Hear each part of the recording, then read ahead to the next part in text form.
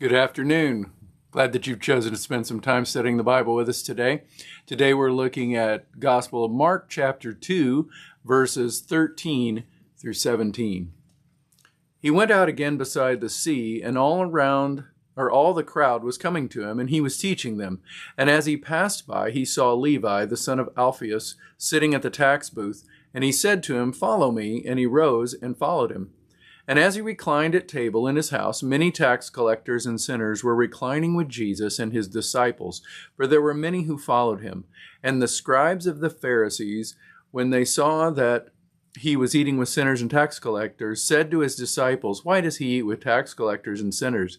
And when Jesus heard it, he said to them, "Those who are well have no need of a physician, but those who are sick. I came not to call the righteous, but sinners."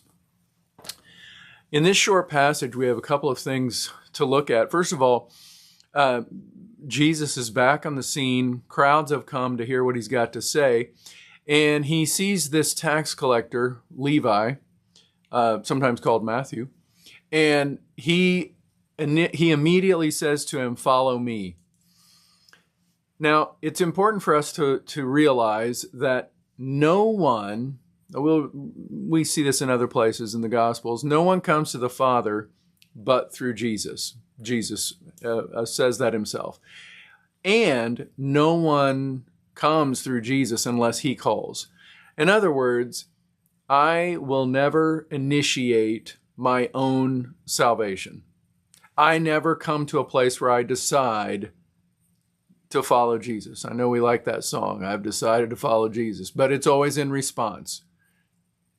We'll never initiate it. Jesus initiates. So Jesus initiates this call to Levi, and Levi drops everything and goes. And it's important for us to think about that, because what we're seeing there is that Jesus' call is met by action, and Jesus' call is met by change. In other words, Levi in the tax collector's booth was not sitting doing his tax collecting that day. Jesus comes along and says, "Follow me." And Levi says, "That's a great idea. I will follow you. I am now a follower of Christ. Stop back by again someday, Jesus. Maybe I'll see you here tomorrow." No, Levi left that life. When a person comes to Jesus, you will know, because there will be difference. The idea that I am living a certain way, and then I come to Jesus, and my life really doesn't change dramatically, that is a fiction told and created by the enemy of your soul. There must be change. There must be change, or nothing has happened. We leave one way. Paul would say later, if any man is in Christ, he is a new creation. The old is gone, the new has come. There must be that change. The other thing we see here is that Levi then says, you got to meet some of my friends. And so he brings his friends to this party. Jesus is like, "Yeah, I'll do that." And so Jesus comes to join this party. Now, sometimes we read passages like this and people get a little wacky and they say, "See, Jesus did all sorts of things. You can do you can do whatever and be a Christian."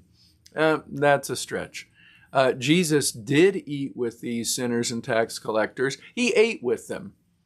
There are some things that a Christian, a follower of Jesus, cannot do, even if you ostensibly say your motive is to bring people to Jesus.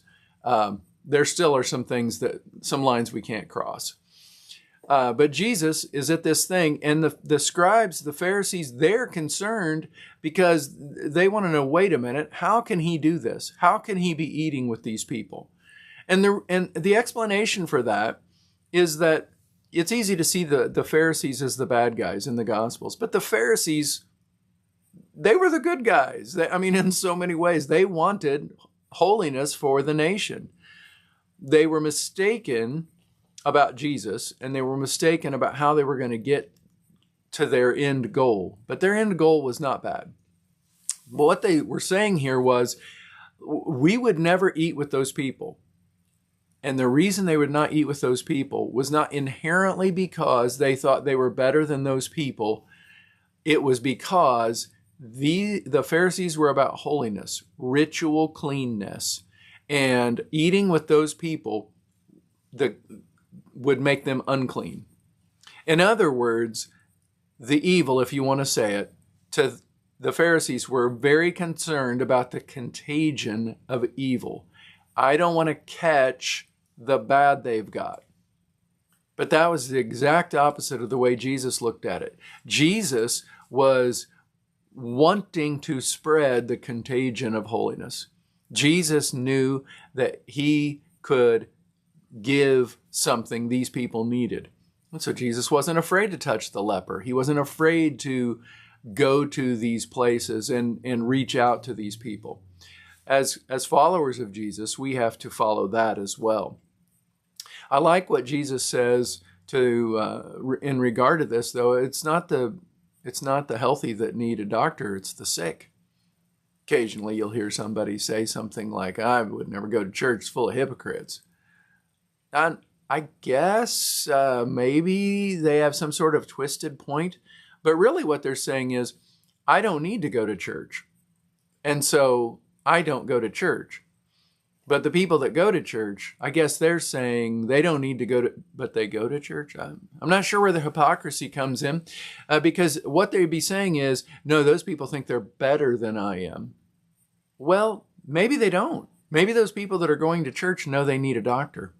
Maybe the one that would say, I don't need anything and never goes to church, they might not be a hypocrite. They're just mistaken.